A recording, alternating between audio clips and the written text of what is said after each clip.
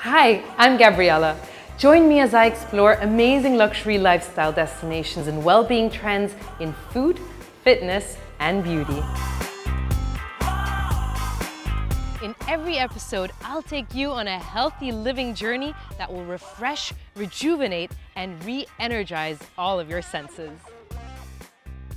We'll also meet great personalities, feature delightful events, and discover everything that will make you feel good about yourself.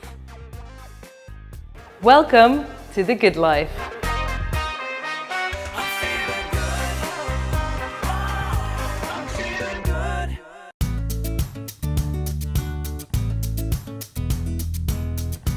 Chi The Spa is an award-winning sanctuary housed at the splendid Shangri-La Khayat Al Berri in Abu Dhabi.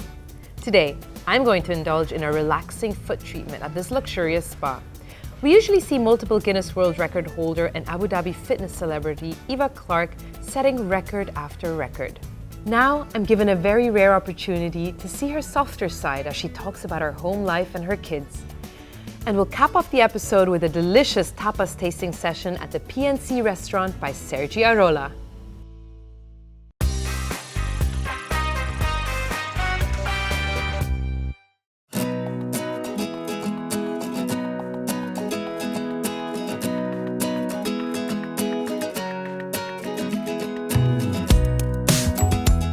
Today I'm going to tell you about the foot reflexology I tried out at the Chi Spa at the Shangri-La Khayat Al Berri Resort.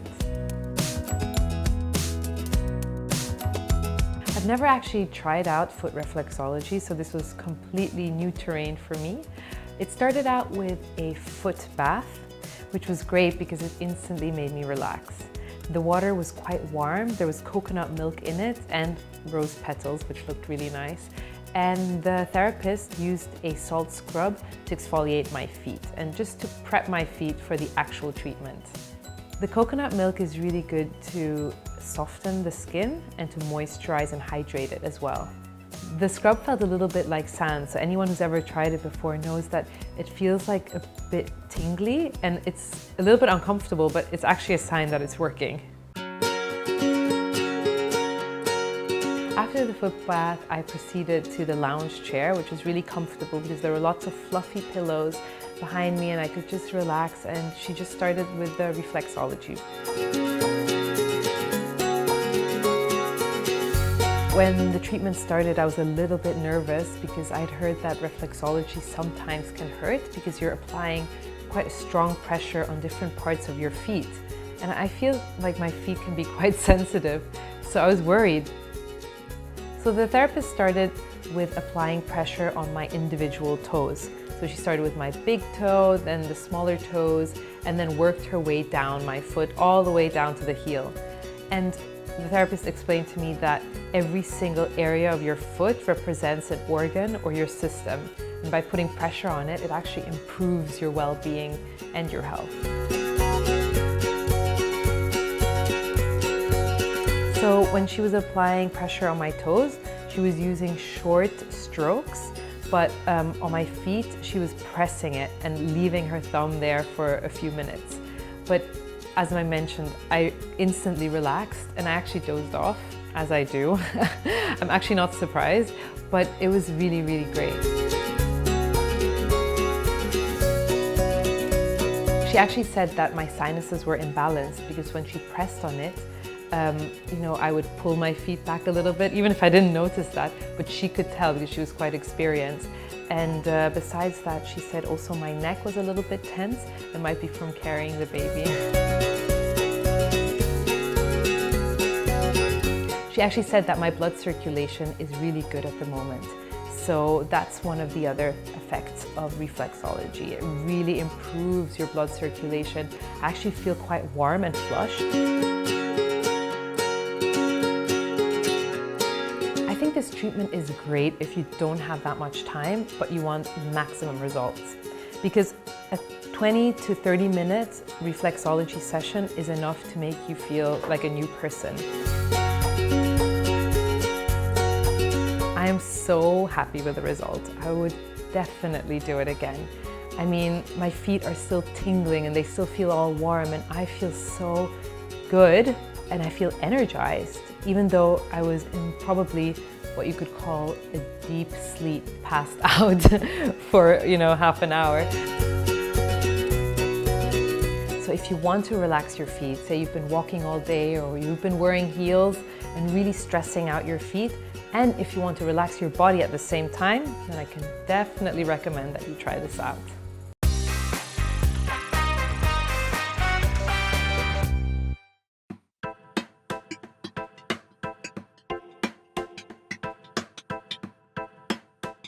With me today is a very inspirational woman who has won not just one, but 10 Guinness World Records.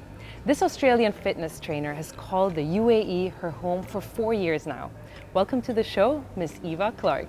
Thank you. Hi, how are you? Good, thanks. Thanks for being on the show. Thank you. And it's not the first time. You've been on the show a lot, not on my show, but on Physique TV a few times. We've had quite a few interviews with you as well when you were achieving your Guinness World Records. Yeah, I have, and I've enjoyed coming on. So, I'm looking forward to what you've got to ask me today. Yeah, it's going to be quite different. We're going to take a different angle. I mean, as we can see, you're not in your fitness outfit for a change. You look beautiful. I love that outfit. Glowing. Rough chick. Exactly. But before we move on to that topic, tell us a little bit more about those 10 Guinness World Records. Okay, so to date I've done 10. A lot of the records kind of are around the 24-hour mark. So basically I've done push-ups, burpees, pull-ups, and I'm working on my next one, which is a 24-hour run carrying a 20-kilo backpack. Oh my goodness. I need to kind of, make them a little bit more challenging because people are like going, what's she going to do next? So basically, I don't want to kind of make it easier. So I'm always looking to up the ante.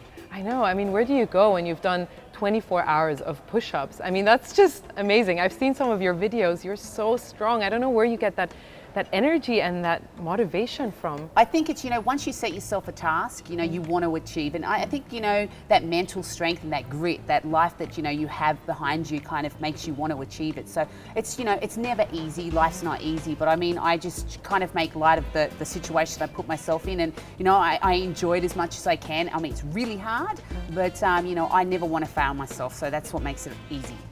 And it must be very fulfilling at the end of it as well. It is, and it's not really about the achievement of the Guinness World Record. I mean, that is, I love that, but I mean, it's the money that I've raised for the charities, and so I know that I'm helping children of the world. So we've done many different charities. So we're working on a next one, but it's bringing the awareness and shedding light on the foundations and the different organisations out there. So that's what's really important. Do you feel that your achievements have impacted your fitness career as well? Well, they have opened a lot of doors, but basically I think that my fitness career has kind of been what it has always been. It's about me being the best I can be. But I think a lot of organisations and a lot of people have picked up on my personality and my kind of never quit attitude, and they've kind of asked for me to implement it into their businesses. So basically it has opened up a lot of doors. Believe it or not, you're a mom of 3. That's just crazy, actually. Tell me more about your kids. Okay, so I have 3 children, and basically I have they have a bit of an age gap between them. So my oldest is 17, and then there's which is Tyler, and then there's Isabella, who's 10, and Harley, who's 6. So basically, they're great kids, and at the moment my eldest daughter feels like a best friend for me at the moment. So when we go out to the shops, people are like, wow, is that your sisters? Sisters, So I've got a great relationship with my kids, and they love what I do. And the great thing about still being a young mum is basically they've seen everything I've achieved. So if they decide to have children young, they know that they can grow up with them, and their kids are gonna, their kids are not going to stop them from doing what they want, because you need to find that balance. Because motherhood isn't about, okay, I'm going to stop everything from me and just focus on my kids, because that's not realistic. You are a person, and you need to feel good, and you need to find time for yourself. So, I hope that inspires them to kind of, do what they need to do in life and never make an excuse. Are they an inspiration for you as well? Do you sometimes want to make them proud? I do. I really want to make them proud. You know, I want them to go to school and go, well, you know, my mum does this and my mum does that. You know, even if I didn't do Guinness World Records and I was baking cakes or knitting, I would be a good baker and a great knitter. You know, because that's my personality. You know, it doesn't matter what you do. You need to find an outlet. You know, so mine is fitness and exercise and Guinness World Records. You know, so. You know, everything I do in life, I want my kids to be proud. And, you know, they're the same. So basically, when they go and achieve something at school or in sports, they're like, come home super excited and go, hey, mum, I'm doing it. You know, sometimes, you know, I want to set that bar really high for them because I've always, my goal in life is that my kids will always be more successful than me. So basically, you know, if I keep it limited, then they're like, mediocre is going to be okay. And I'm not happy with that because I've got some pretty good kids, you know, talented. So I basically want them to be the best they can be. So I kind of lifted the bar up a little bit, and you know, and I expect them, and they'll excel. You know, I can tell you now, my eldest daughter, when it comes to brains, you know, I wish I had half the brains. You know? So, you know, and then my daughter Isabella, you know, with her gymnastic skills, and my young son Harley, who's, you know, absolutely cute and kind, and I would love him to stay exactly the way he is. So when he's older, you know, he treats women the way he treats his mum. So, you know, I've got brilliant kids. So. That's beautiful to hear. You're entitled to be proud of them. I think every parent should be proud. You know, of course. And there's nothing wrong with boasting about it because, you know, not at all. They're the greatest things I've ever had, you know, in my life. So I know. I'm proud. I feel that as well about my daughter. It's the greatest achievement ever.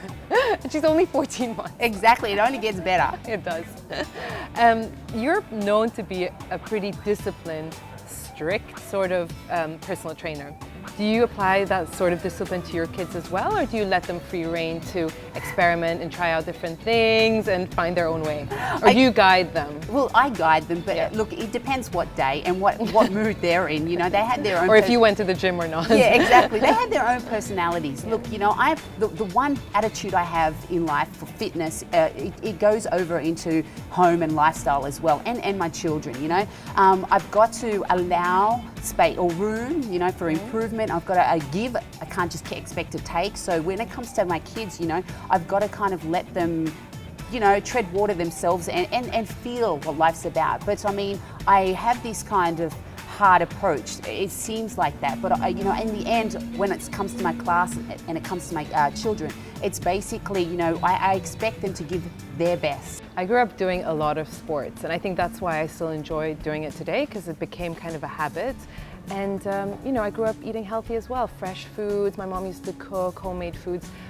How do you kind of direct your children or help them be healthy? I kind of try to guide my children. I kind of, you know, sometimes I didn't even have food, you know, to eat when I was growing up, you know, so, you know, I think sometimes I overcompensate that. Our fridge is always full, but it's full of good, nutritious food.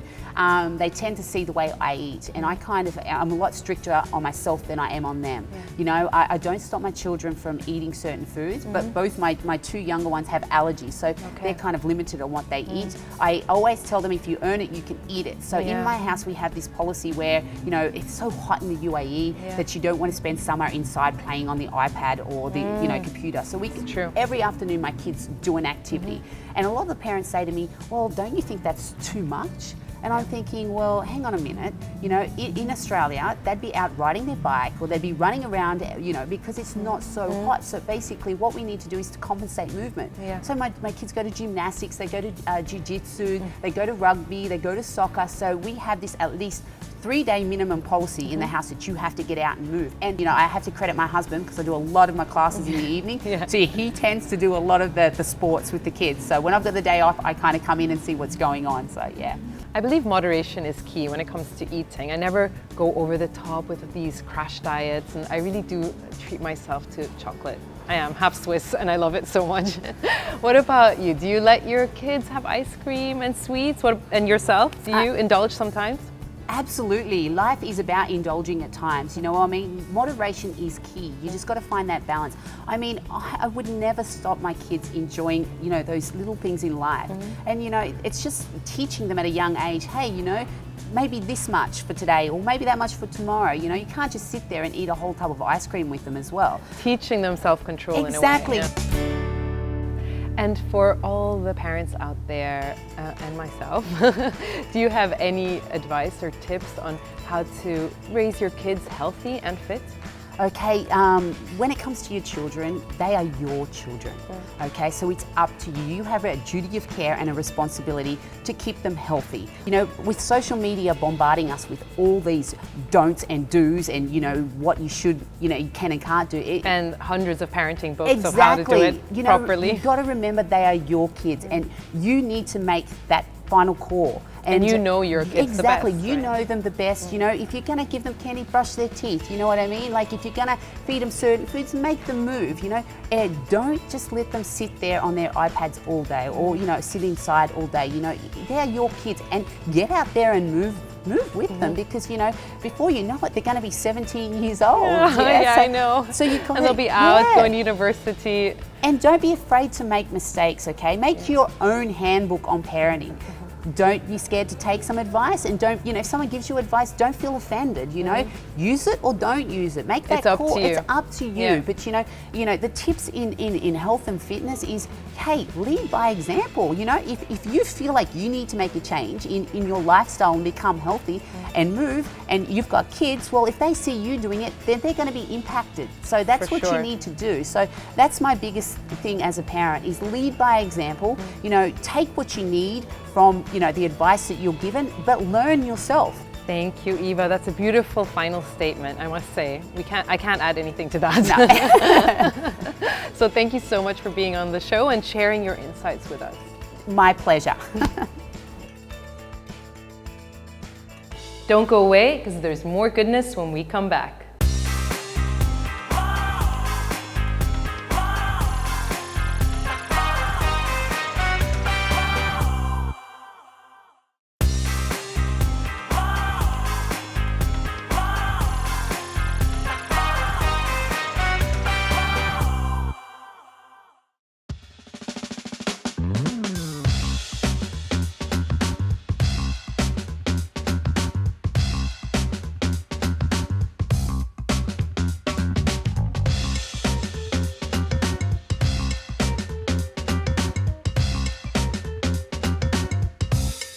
I'm at PNC by Sergi Arola, and I'm here also with Chef Daria, who's going to give us a little intro on these amazing tapas right in front of us. Yeah. And we're going to indulge in them very soon. Thanks for being here. Thank you for coming. So you lived in Spain for 20 years. It's basically your second home, right? Yes, that's true. And you were in Barcelona and Madrid? Yeah, I was first in Madrid quite a short time, and after I moved to Barcelona and I studied there pastry, and I started to work for Sergi Arola. Amazing! It was really nice to discover the different way to see the tapas, the Spanish food, the Mediterranean food. And well, we are here. Yeah, and so he has a very unique take on tapas, right? It's not the usual tapas that you see in restaurants. He adds his own twist. Yeah, what makes it different? Well, for example, here we have the trilogy. We have the Spanish omelette. Here we have the calamari. Normally it's coming in a bread, white bread with some lemon zest and calamari. And we twist it and we make it all in one bite. I think that's why it's really important that you take it all in one bite, right? Yeah, so you kind of get Sergi, all those sensations at once. All in one bite, and if Sergi found any new techniques around the world, because he is traveling a lot, he will bring it to his kitchen to develop it and create a little bit twisted dishes. So which one do you think I should go for first? If you want to go or with the brava, yeah, I will go with the Spanish omelette. All right, perfect. I think I never sit here to enjoy the tapas, so it's quite good. You should do it more often. Yeah, this is delicious, by the way. I love this. So creamy, and the potato is smooth. Delicious. Great way to start the meal. Yeah. So here we have the tuna ceviche.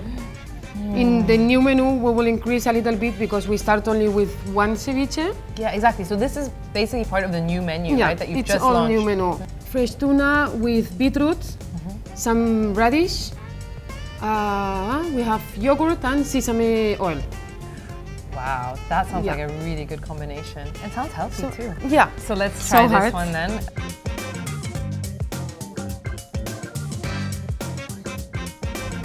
You like So it? good. It's fresh, as I said before. Yeah, And I think it's so for this- tangy. yeah. I love that, there's a little bit of lime or lemon, I don't know, but it's Lime. just really refreshing. Yeah. And then did you add, is that dill? And radish, right? And what are the seeds? Poppy seeds? Black sesame. Oh, okay. It's really, really refreshing. It's giving a little bit, more Asian flavors. Yeah. But we are always trying to combine a little bit. No, I think it's really good to more add some interesting. different flavors Yeah. and some fusion. I mean, that's what the future is all about, right? Yeah, With our yeah. globalized world. Yeah, that's true. Your presentation is so interesting. Like on this one here, This is this lamb. is a lamb on a Yeah. stone dish, Yeah. right? And it's covered in, what is in this? quinoa. It's Oh, that's what it is. popping quinoa. Yeah. Like popcorn, Okay. but quinoa. So you've actually cooked this quinoa already? Yeah. Ah, We did it a okay. little bit like on fire, so it starts Yeah. to pop and it's a little bit more crispy. Okay. And then, And we have what else is hazelnut that? praline. Hazelnut? Praline Wait, of which one is it? hazelnut. This one? Yeah, it's the brown sauce. Oh, yeah, the brown around. sauce. Yeah. And after we have some toasted hazelnut, Mm-hmm. tupinambur, What's the green sauce? the green is spinach. Wow. This seems like Yeah. a complete dish. You have the carbs, you have the vegetables, Yeah. you have the meat. You have it all. And it's healthy, I think, because it's something, the meat it's not having the fat, we properly clean it. It's protein, all about protein and some vegetables. So how does it usually work? Does one person at the table decide what to order? I mean, what's the etiquette when you go to a tapas bar? Well, we are trying to show to the guest what we are having and try to also to understand which is the preference of the guest. So like this we can go a little bit before selecting the tapas. Also we will have 2 tasting menu. Okay. It's gonna be selected by the chef. I see. So that helps. if the chef, if the chef in this day is having something really fresh, special coming from the market, we will use it. It's not gonna be, how to say, show it what is the food it's gonna come to the table, Okay. but it's gonna be composed all by one bite. Okay. So I think it's gonna be a really nice experience to have maybe 20 dishes, around 20 dishes, but all in one bite. All right. So we talked about this lamb dish before. I think Yeah. it's time to try it. Can It's I a just main cut it? course. Yeah. Okay. As you can see, it's very also tender meat. It is. So this is one dish, for example, of the main course, but we don't like to name it main course because Yeah. for us there is no main course, no appetizer. We are trying to, like I said before, educate a little bit to the guests to understand it's all for share. Lots of great flavors. And I love the crunchiness of the quinoa. I've never tried popcorn quinoa. It's great. It's really nice, yeah. Wow, I love these savory dishes. They're so unusual. I've had tapas before, but this is one of a kind because it really tastes unique. Yeah. And I like this whole one bite concept. Yeah. Makes things easier as well. You just grab it, put it Yeah. in your mouth, no Yeah, mess.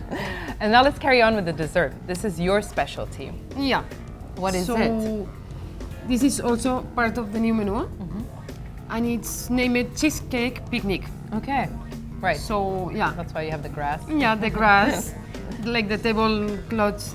So cute. Yeah. So we have some butter cookies, the cheesecake. Yep, the highlight. Yeah, the highlight. So inside the cheesecake we cover it also with some cookies. And Yeah, it's that baked. crumbles. Okay. Yeah, the crumble. It's baked cheesecake with mascarpone and cream cheese. Okay, delicious. Yeah, I'm trying to innovate a little bit the recipe, but normally Yeah. I'm using cream cheese, and the Yeah. people it's like just love The it. I think, original yeah. version is with cream cheese, and Yeah. you've added mascarpone as well. A little bit to see how it's going on, maybe more soft or more. We Yeah. see. You will taste it. Yes. Or we will taste it now. And here we have it's a blueberry foam. So we are doing it from the siphon. Okay. So it's just like clouds in your mouth. So yeah, the cheesecake, we will just take it from here directly. No need to use plates. Yeah. In a picnic you will do in the park, yes. And this is edible paper. Really? Yeah, it's a caramel we are doing with edible paper, so you can just broken it and take Does the it foam. taste of something? Well, it's a sweet Yeah, Okay. yeah, it's like a caramel. Great. I can't wait. I've never had edible paper like this. So besides PNC, Sergio Arola, what other restaurants do you have here in the Shangri-La? Well, it's amazing the selection of restaurants we can find here. We have a Vietnamese restaurant, Hoi An. Yep. The one it's winning almost every year's awards, yeah, we say. I love that. After we have Sham Palace. In Sham Palace, it's how to say, like restaurant, heritage restaurant, or it's going with all the Shangri-Las. All the Shangri-Las around the world Okay. are having Sham Palace. Okay. And it's all about Chinese culture and gastronomy. The one is amazing. They are doing the noodles by hand, Oh. like the traditional style to do. Do they have dim sum? Yeah, I love that. dim sum. They are amazing, just amazing. And after we have Bordeaux, the French restaurant. Yeah. Bordeaux, it's also for Shangri-La Abu Dhabi, something it's 10 years ago existing. But now we changed the chef, and it's new chef Yeah. coming from. He was before with Alain Ducasse working. Edible paper. It's a first for me. So you take out the blueberry Yeah, and a little bit of. and then you eat it with the cheesecake. The humidity in Abu Dhabi sometimes it's a little bit difficult to create some of the things, but It is We are so trying our delicious. best. I love how creamy it is. so yeah. And also I was forgotten, but it's not because it's the last. Sofra. Yeah. Sofra, it's a place, amazing place, because they are having one of the biggest buffet I saw in my life, and yeah, it's true, it's true. And the combination of food they have, they try to have all the best it's possible quality. They are doing seafood nights. The one is full of lobster, oysters, seafood, and Yeah, I think it's I just saw amazing, the presentation of the fish. yeah. It looked really, really good. So yeah, we are really complete family in Shangri-La Abu Dhabi. You have I something found for it- everyone. Yeah, yeah. You have for all the choices. You you can find, yeah. I love how creamy it is. It's so nice. And the different textures of the creamy mascarpone and then the the me also biscuits on like it. top is really good. No, because just for today I did it with mascarpone. Really? Oh, this is Normally a I'm special doing recipe with- then. Yeah. I feel was honored trying that I get to to- try it. You're the first one. It's just exploding in the mouth. That's so much fun. It's fresh blueberry. We just blend it. It's like eating a bubble, and when you bite on it or press on it, it just explodes in your Yeah. mouth. That's so great. So yeah, we are trying here in PNC to do a little bit more surprising dishes. Yeah, you guys are very creative. This has been so much fun. It's not just delicious, but the whole process of eating it is like Yeah. a joyful experience. We are trying it, yeah. Thank you so much Thanks for to you. sharing it with me as Thanks well. to you for coming to visit us, and I hope you was enjoying it. Yes, and I'll be back. I hope so.